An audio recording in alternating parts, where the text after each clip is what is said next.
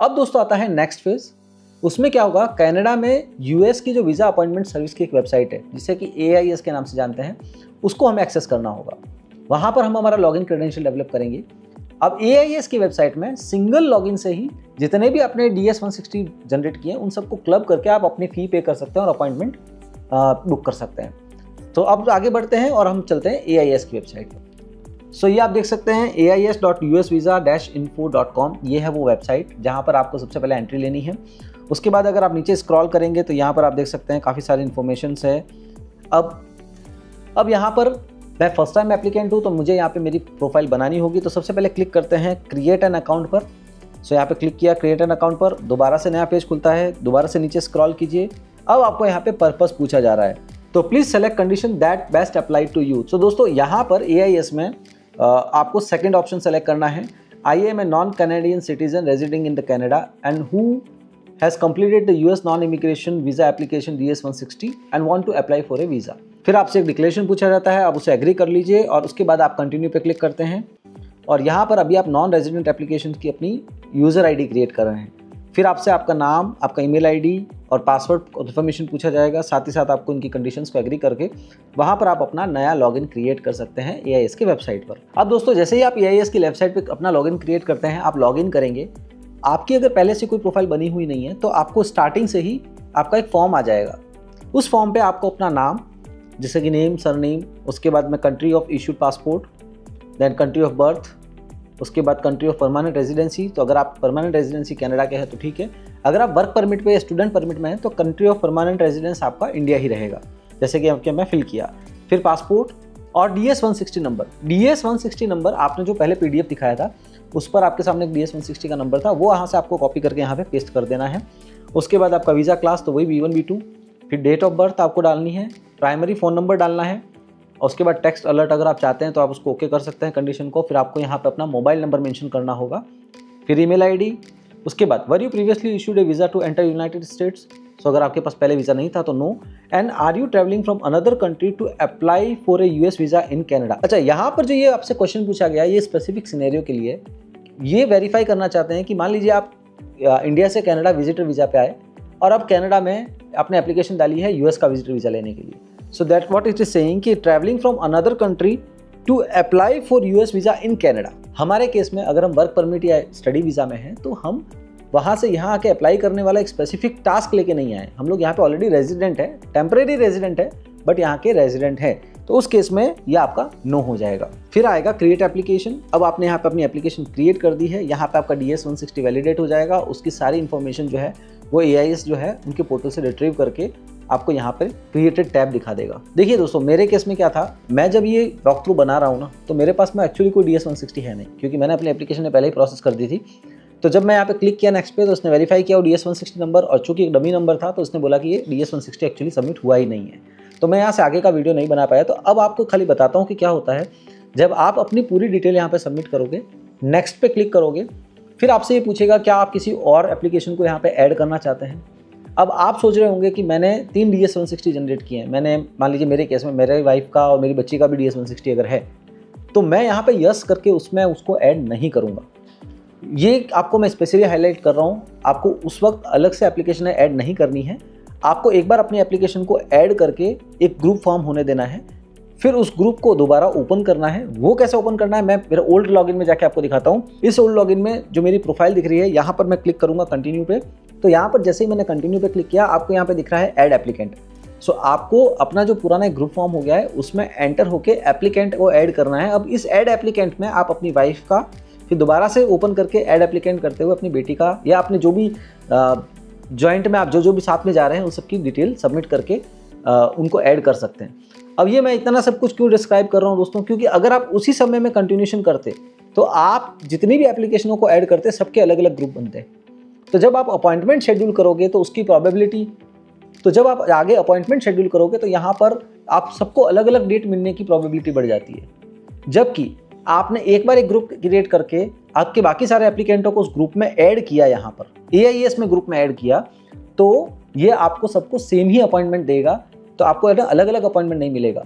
अब दोस्तों यहाँ पर थोड़ी सी एक सैड न्यूज़ है आप लोगों के लिए कि अक्टूबर से पहले जिन जिन लोगों ने अप्लाई किया है उनको $185 का फ़ी लगता था, अब पर पर्सन जो फी लग रहा है वो 185 प्लस $250, यानी कि $435 पर पर्सन फी आपको चार्ज किया जा रहा है। सो आप अगर मान लीजिए 3 एप्लीकेंट है तो 435 इंटू 3 के हिसाब से आपको पे करना होगा। और ये जो भी डॉलर्स में बता रहा हूँ ये US डॉलर में बता रहा हूँ, आप इसको फिर कैनेडियन डॉलर में कन्वर्ट करके देख सकते हैं वो कितना ज़्यादा हो जा रहा है। जैसे ही आप फ़ी पे कर लेंगे, फिर नेक्स्ट आएगा आपके सामने शेड्यूल अपॉइंटमेंट। फिर आप जो भी एम्बेसी सेलेक्ट करना चाहते हैं, चाहे आप हैलिफैक्स सेलेक्ट करना चाहते हैं, सरे करना चाहते हैं। अब एक चीज़ ध्यान रखिएगा, ये एम्बेसी यहाँ पे जो आप सेलेक्ट कर रहे हो इसका मतलब ये नहीं है कि ये वही एम्बेसी जो आपने फर्स्ट एप्लीकेशन DS-160 के टाइम में सेलेक्ट की थी, ऐसा कोई ज़रूरी नहीं है। आप इस वक्त अपॉइंटमेंट के टाइम में चाहे जो भी एप्लीकेशन लोकेशन लेना चाहते हो वो ले सकते हैं। सो मेरे केस में हैलिफैक्स में मुझे अपॉइंटमेंट नहीं मिल रहा था, क्योंकि जब आप बुक करने जाते हो तो हैलिफैक्स के ओपन अपॉइंटमेंट नहीं होता है। तो मैंने पहला जो है वो वैंकूवर में सेलेक्ट कर लिया था और अपनी एप्लीकेशन सबमिट कर दी। अब यहाँ पे आपके पास में एक अपॉइंटमेंट कन्फर्मेशन आ जाता है मेल में कि ये आपका डेट ऑफ अपॉइंटमेंट है, और इसी के साथ फेज़ 2 आपका यहाँ पे कंप्लीट हो जाता है। अच्छा दोस्तों, अब सबसे इंपॉर्टेंट पार्ट आया है डॉक्यूमेंट्स। डॉक्यूमेंट्स को लेकर के बहुत बड़ा हाइप है कि क्या क्या लेके जाएं। मैं आपको सिंपल बताता हूँ, मेरा खुद का 2 बार का एक्सपीरियंस है, मेरी फैमिली और साथ ही साथ मेरे कई सारे फ्रेंड्स जो फिलहाल हैलिफैक्स में इंटरव्यू देके आए हैं, हम सब ने एक ही चीज़ एक्सपीरियंस की है।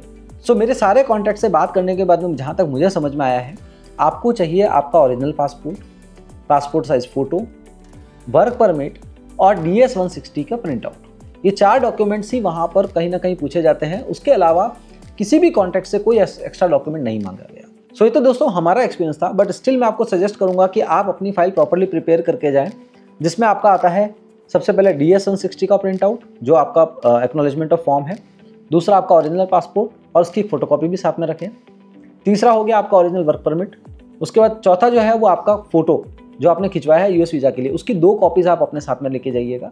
वो 1 कॉपी वहाँ पे आपका काउंटर 1 में रख लेते हैं। उसके बाद में नेक्स्ट आता है आपके एम्प्लॉयमेंट प्रूफ, जिसमें आपका एम्प्लॉय ऑफर लेटर हो गया, लास्ट 6 मंथ की पे स्लिप और लास्ट 6 मंथ का बैंक स्टेटमेंट। बैंक स्टेटमेंट मैं इसलिए सजेस्ट करता हूँ क्योंकि आप अपनी एक फाइनेंशियल स्टेबिलिटी बताना चाहते हैं कि हाँ, अगर मैं US के लिए बता रहा हूँ तो मैं फाइनेंशियल एक्सपेंसेस बियर कर सकता हूँ। साथ ही साथ आपका कैपिटल में मूवेबल और नॉन मूवेबल एसेट का एक रिपोर्ट। ये स्टैंडर्ड प्रैक्टिस में आप कोई भी CA के पास जाके बनवा सकते हैं। अगर आप कनाडा से नहीं बनवाते तो इवन इंडिया वाले CA भी आपको बना देंगे। उसमें वो क्या करते हैं कि एक उनके लेटर हेड पे एक समरी बना देते हैं कि आपको सर्टिफाई करते हैं इनका नाम ये है और उनके पास इतनी टोटल वर्थ की मूवेबल एसेट्स है और इतना नॉन मूवेबल एसेट्स है, और अपना स्टैम्प लगा के आपको पेपर दे देंगे। सो ये आपका फाइनेंशियल पर्सपेक्टिव से हो गया। तो हमने एम्प्लॉयमेंट के रिलेटेड बात कर ली, हमने फाइनेंशियल बात कर ली, हमारे परमिट स्टेटस की बात कर ली, और उसके बाद मेडिकल का अगर आपका कुछ कंडीशन है, स्पेसिफिकली आपको कोई ऐसी डिजीज़ है जो कहीं ना कहीं कंसिडर की जा सकती है रिजेक्शन के लिए, तो मैं बेटर कहूँगा कि आप उसके भी अपनी जो सपोर्टिंग डॉक्यूमेंट्स है वो लेके जाएं। उसके अलावा एज सच वहाँ पर कोई भी डॉक्यूमेंट्स नहीं पूछे जाते हैं।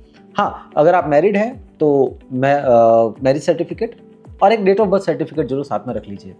तो ये सारे डॉक्यूमेंट्स अगर आपके पास है then you are good to go. आप आराम से जाइए, वहाँ पर जेन्युइनली क्वेश्चंस के आंसर दीजिए, ज़्यादा ड्राफ्ट वगैरह नहीं बनाना है अपने क्वेश्चन और आंसर्स का, क्योंकि अगर ये सब डॉक्यूमेंट्स आपके पास है तो फिर आप ऑल सेट हो, आप जा करके आराम से अपीयर कर सकते हो इंटरव्यू के लिए। अब एक क्वेश्चन आता है आपके दिमाग में कि आखिर वहाँ का प्रोसेस क्या होता है, तो अब मैं वो भी थोड़ा सा आपको एक ओवरव्यू दे देता हूँ दोस्तों। हैलिफैक्स के केस में हम लोग जब गए थे तो सबसे पहले आपका जो टाइम स्लॉट होता है उससे करीबन 5 या 7 मिनट पहले ही आपको लाइन लगानी होती है ऑफिस के बाहर। फिर वहाँ पे एक सिक्योरिटी गार्ड आपको कॉल करता है टाइम स्लॉट वाइज, वो आपका पासपोर्ट देखेगा, DS-160 देखेगा, उसके पास अपॉइंटमेंट की ऑलरेडी लिस्ट होती है, वहाँ पे टिक करके आपको एक टोकन दे देगा। अब आपको कई बार सुनने में आया होगा कि भाई एम्बेसी में हमारा मोबाइल अलाउड नहीं होता है, बैग वगैरह अलाउड नहीं होते हैं, तो ये बात भी आपको थोड़ा क्लियर कर दूँ। हैलिफैक्स के केस में हम लोगों को बोला गया था कि आप कुछ भी लेके नहीं आइएगा। स्टिल अगर आपके पास मोबाइल होता है तो जो फेज़ 1 में जहाँ पे सिक्योरिटी वाला आपको चेक कर रहा होता है वो वहाँ पे एक लॉकर्स है, 2 लॉकर्स लिमिटेड है। स्टिल अगर लॉकर अवेलेबल है तो वो आपको एक की देगा। उस लॉकर इतना ही बड़ा है कि उसमें आपकी कार की कीज़ और मोबाइल आ जाए, और वो भी 1 या 2 मोबाइल मैक्सिमम, उतना बड़ा, उससे बड़ा वो लॉकर नहीं है। तो आप क्या करिए और एक और बताता हूँ दोस्तों कि वो मोबाइल भी मैं समझता हूँ कि लगभग 14 प्रो जितनी जो साइजिंग वाला मोबाइल है वो आसानी से आ जाता है, उससे बड़ा मोबाइल उसमें फिट भी नहीं होता है। बिल्कुल छोटा सा कॉम्पैक्ट लॉकर है। तो आप जैसे ही जाओगे, आप अगर उसको बोलोगे कि मेरे पास मोबाइल है, कार कीज़ वगैरह है, तो वो आपको लॉकर देगा। उस लॉकर में सामान रख के उसको लॉक करके की जो है वो जेब में डाल दीजिए। अब फिर जब आपका नंबर लगेगा तो आप जाएंगे secondary section of the office में, वहाँ पर आपका सिक्योरिटी चेक होगा, सिक्योरिटी चेक से जैसे ही पास करेंगे उसके बाद में आपको लाइन में लगना है। अब यहाँ पर 2 काउंटर्स है। काउंटर नंबर 1 जो कि आपको बुलाएगा, आपका DS-160 देखेगा, पासपोर्ट देखेगा, आपसे आपका फोटोग्राफ लेगा, उसे सिस्टम में अपडेट करके एंड देन वो एक बंडल बना के देते हैं। पासपोर्ट के बीच में आपका DS-160 डाल के आपको बोलते हैं ये एज इट इज़ होल्ड करके रखिए। आप उसको होल्ड करके रखिए।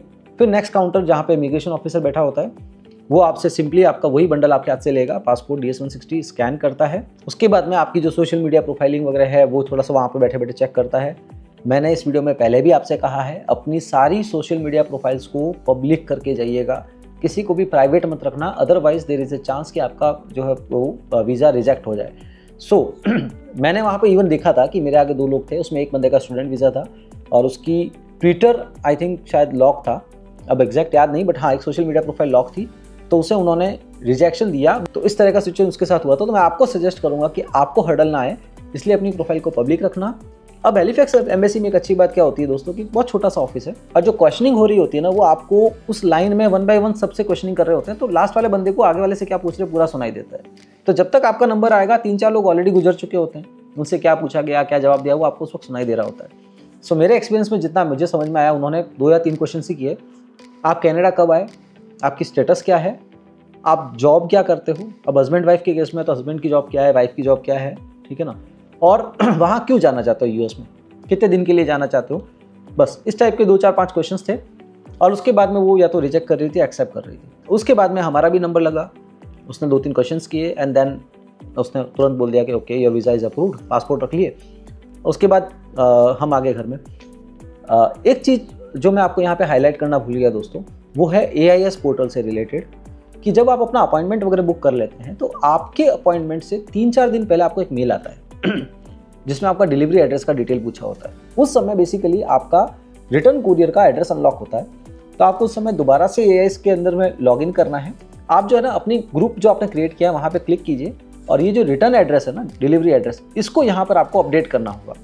अगर आप इसे अपडेट करेंगे तभी जो आपका जो पासपोर्ट वीज़ा अप्रूव के समय रख लेते हैं ना, तब जो दोबारा स्टैंप लग के आपका रिटर्न जो डिलीवरी आएगी पासपोर्ट की, वो इस कुरियर एड्रेस पे आएगी जो कि यहाँ पे आपने मेंशन किया है। तो ये अपडेट करना ना भूले जब भी आप अपना ग्रुप वगैरह क्रिएट कर लेते हैं और अपॉइंटमेंट पे जाने से पहले। ये हो गया कंप्लीट प्रोसेस। क्या डॉक्यूमेंट चाहिए, कैसे DS-160 जनरेट कर सकते हैं, कैसा वहाँ का आपका एक्सपीरियंस होता है, ये सब मैंने आपको यहाँ पे डिटेल में बताने की कोशिश की है दोस्तों। आई होप आपको ये वीडियो पसंद आएगा। थोड़ा डिटेल्ड है बट मैंने कोशिश की है कि सारी इन्फॉर्मेशन को यहाँ पे कैप्चर कर पाऊँ ताकि आपकी जो जर्नी वो बिल्कुल स्मूथ रहे। और अगर आप इस वीडियो में अब तक बने हुए हैं तो thank you so much. I hope कि आने वाले समय में और भी अच्छे इन्फॉर्मेटिव वीडियोज़ मैं आपके सामने लेके आऊँ। तब तक के लिए धन्यवाद, नमस्कार।